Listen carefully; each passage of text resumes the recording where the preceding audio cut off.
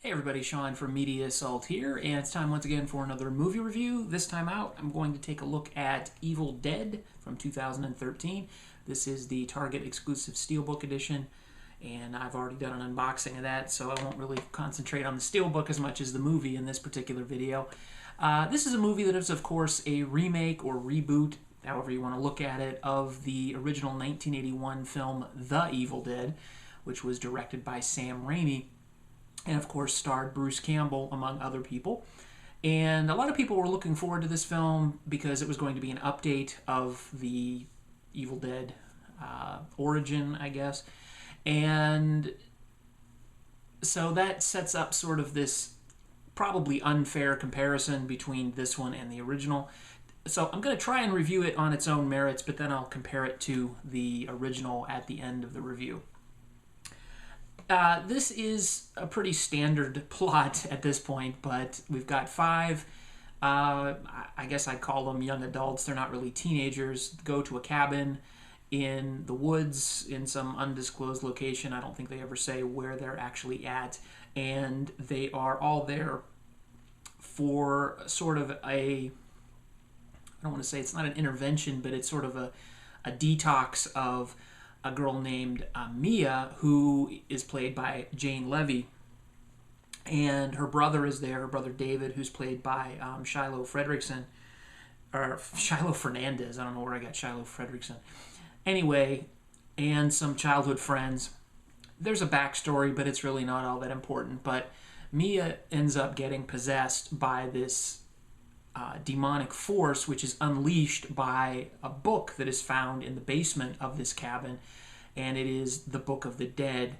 I think it's called something else in this particular movie, but I can't remember what it's called.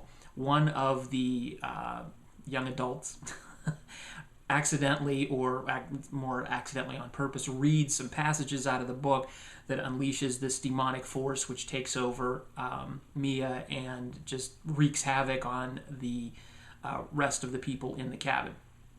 And I'm really not going to give anything away, but a lot of pretty gory and disgusting things happen. Unfortunately, because even though this is a reboot and it's, I could compare it to the 1981 original, which at the time was a fairly decent concept, this movie unfortunately comes after Cabin in the Woods, which was sort of a meta look at horror films. And seeing this movie after Cabin in the Woods, it just kind of was a little bit comical. But that's not this film's fault. It was just, that's just my own perception of it. But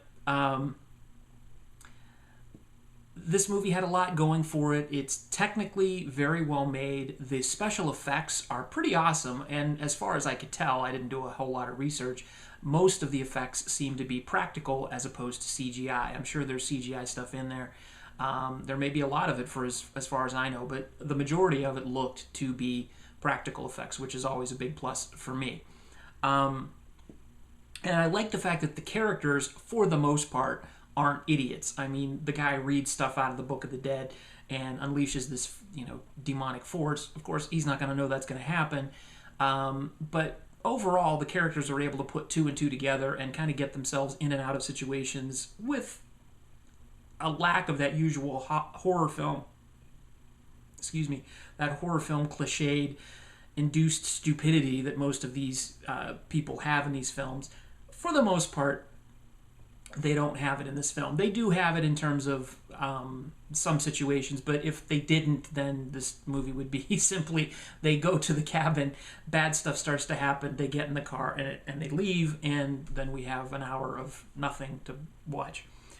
The bad stuff about this film, and again, this is totally on its own merits, it's not very scary. It's not even really creepy. There are some scenes that would probably really wig out somebody who's not used to watching horror films or not used to watching supernatural films or films that deal with demonic possession and that kind of stuff.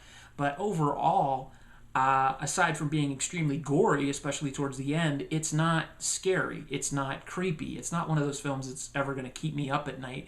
And that's really what I like from a horror film. You can, do jump scares all you want, and even the jump scares in this film aren't particularly scary. for a movie to be truly creepy, it needs to get under your skin and, make you look under your bed when you go to bed, and, when you turn out the light or you're thinking about this film, it just puts ideas in your head that creeps you out.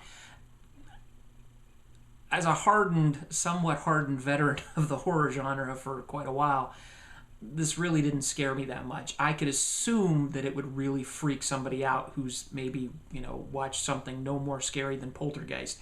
But as far as it being the most terrifying film you've ever seen, which is how it was billed, that was the tagline for the film, it certainly isn't. And one thing that comes with the expectation, again, I'm trying to take this on its own merits, but as an expectation of this being a remake of The Evil Dead, I expected there to be more humor than there was. This is a fairly humorless film. There are some humorous scenes, but it has nowhere near the level of, I don't want to say campiness, even though that more or less is appropriate for the original Evil Dead. But this really, it tries to be a serious horror film, but it ends up not being a very scary horror film, and it's not really a funny horror film. So it's kind of lacking in that department. That said, it's solidly made. The characters aren't idiots. The special effects are good. It does tell an interesting, if somewhat now dated, story, even though with a little update with the drug addiction and whatnot. It's a really good attempt at making a good horror film. It just kind of falls flat, and really it's nothing more than an average, solid, well-made horror movie from 2013. If I had to compare it side by side to the remake, which I said I would do, the original blows it out of the water. The original is funny, it's creepy, it's scary.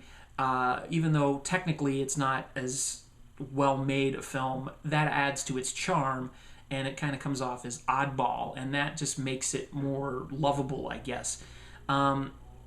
If you're younger, and I'm relatively old compared to some people, it may come off as me just being, well, if it's older, it's better.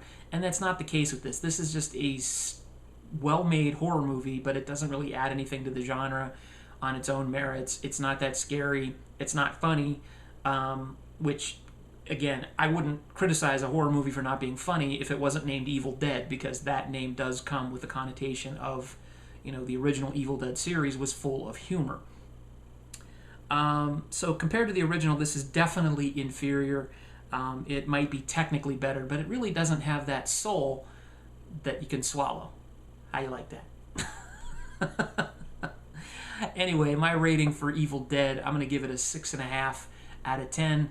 I wouldn't say I was disappointed by it. I was expecting more, but I really didn't expect it to deliver on its promises of being the most terrifying film I've ever seen.